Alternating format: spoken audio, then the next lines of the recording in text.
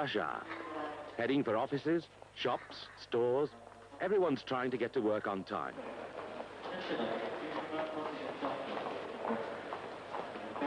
With so many people going in different directions, it's surprising that more people don't run into each other. But everyone fits into a pattern of movement. Probably out of habit, they all keep the same speed and leave themselves enough space. Of course, there's always someone. He's probably overslept or spent too long over breakfast. But when someone does break the pattern, the traffic pattern, others suffer.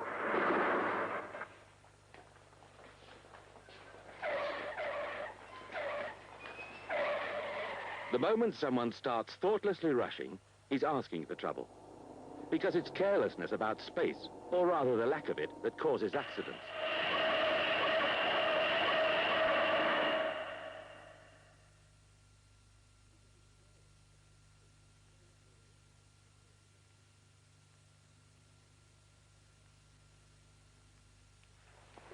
In a crowd, people still move quickly and easily because they keep a space around themselves. And surrounded by space, they don't collide. The amount of space needs to vary with the speed at which you're going, and with the number of people moving about. But take these two factors into account and you can't go wrong. It seems simple when you're walking. Don't get too close to the person in front of you. It seems simple, and most people understand it very well, even though they don't remember when they first learnt it the hard way. Experience is a hard master, but this is how we get to learn our limitations as a child. By getting hurt, we learn how to move in a group without hurting ourselves too much.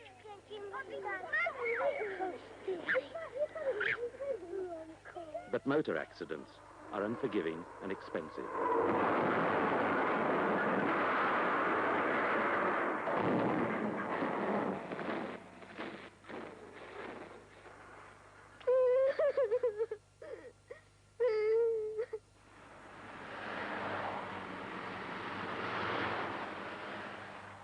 The secret of survival on the road is to keep your distance and give yourself and others room to move. The secret is called separation distance. It means leave room to maneuver.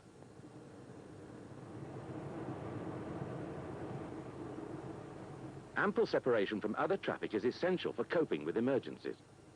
It takes at least half a second for a good driver to react after he's decided to slow down.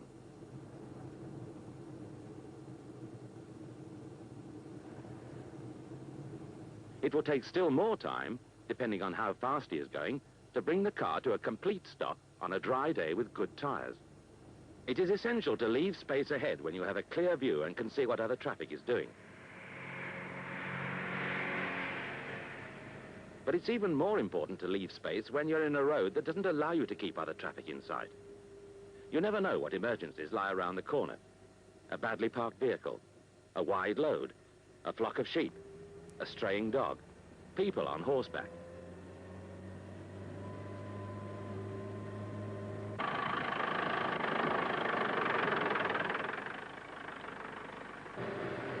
If you're too close, you won't be able to stop or take avoiding action. To be safe, you should always allow 1 yard of distance for each mile of speed. But how to judge distance?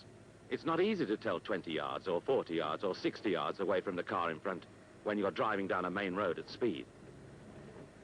However, there is another way of thinking of separation distance. Think of it as time. Think of it as 2 seconds.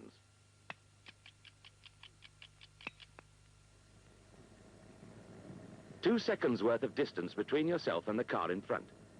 In other words, watch the car in front pass some object and make sure that you don't pass it less than 2 seconds later. To measure 2 seconds, just say to yourself, only a fool breaks the 2-second rule. It takes 2 seconds to say. Here's another example.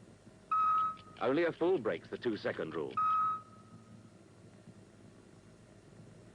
The first thing to remember on the open road is the separation distance ahead of you, to keep away from the cars in front, to avoid an unpleasant surprise. But don't forget also to leave a space around and ahead of you for faster vehicles that might want to overtake.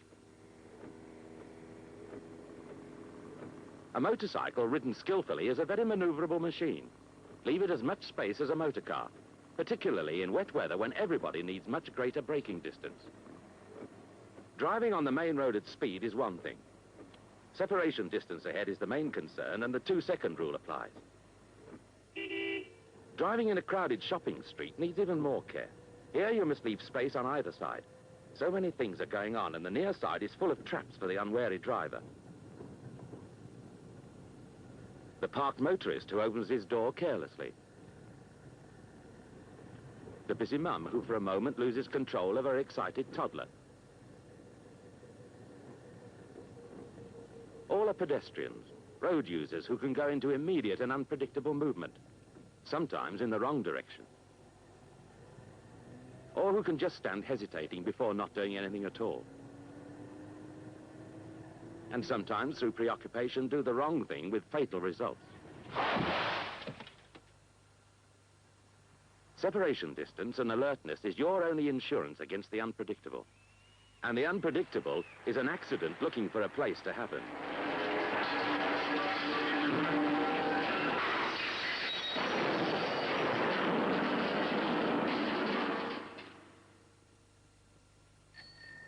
In a busy high street, people who walk are the main concern. But there are other unpredictable road users. When overtaking a slow-moving cyclist, think of the two-wheeled vehicle as needing as much maneuvering space as a small car, especially if it's heavily loaded or the road surface is uneven. Otherwise, you may find yourself responsible for an unnecessary and unfortunate loss of control.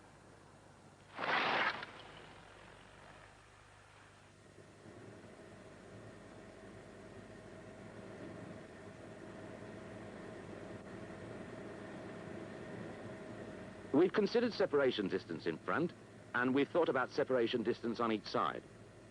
But what is the effect of being closely followed by someone in a hurry to overtake, but on a road that is more tempting than safe?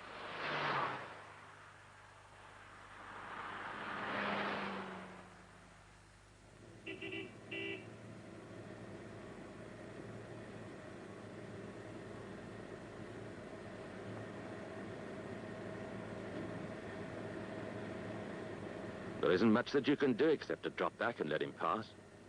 Now it all depends on his skills and his judgment as to whether you or he have an accident or not.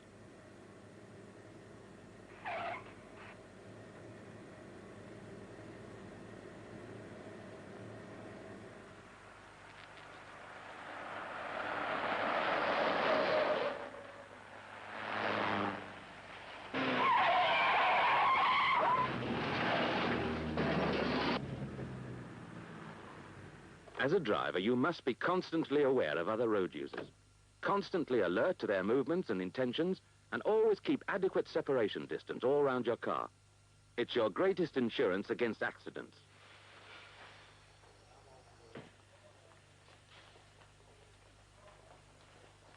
They're going to work, and they'll be on time. She'll remember about not bumping into people and getting hurt.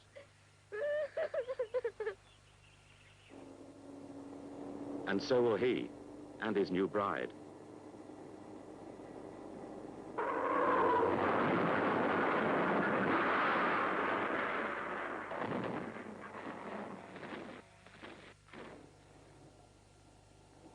And he and his friends will remember hurrying to a football match that they didn't get to.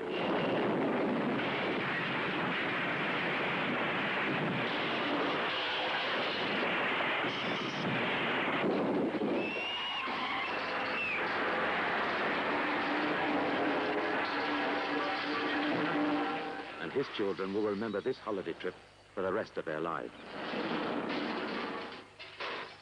Remember, in 2 seconds, you could save a life or kill someone. It all depends on your separation distance. So leave room to maneuver.